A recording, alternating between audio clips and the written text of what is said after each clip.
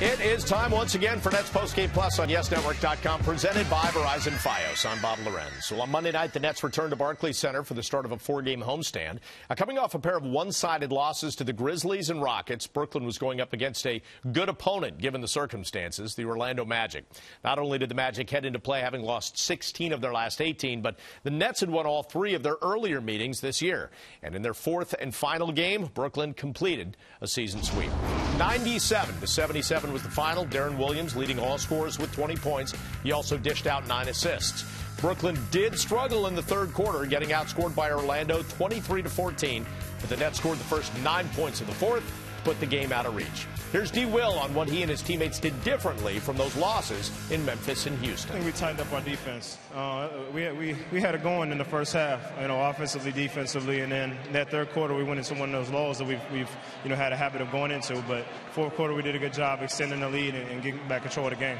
You talk about having it going in the first half, but you in particular have gotten it going in the first quarter. In these last 2 games, you've totaled 33 points on 12 of 13 shooting. What's had you so locked in right out of the gate? I'm just trying to be more aggressive, scoring the ball and for my teammates, and shots happen to go in. I think we just took care of business on the defensive end those 4 games. We knew they had good 3-point shooters, good bigs, and we execute our game plan. This was a big game for us coming off the previous 2 games, and we really came out and made an effort. You mentioned that. What have you seen out of some of your backcourt guys? I mean, the way Darren came out of the gates and what he's done in the first quarter. Also, Keith Bogans and in the way that he really opened up that game in the fourth.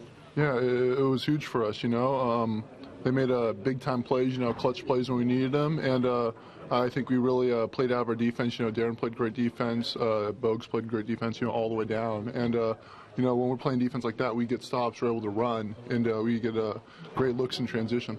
We have good players. We have good players, and they're not going to, they've done it. I mean, we still got half the season to go, but, they rise to the occasion. Tonight it was Bogues, but I mean, Darren had a really good game. Joe, quiet, and he had 13. Brook, I'm like yanking him out of the game, and he had 16. I mean, we have very good players. So, they're able to take advantage of the matchup most nights.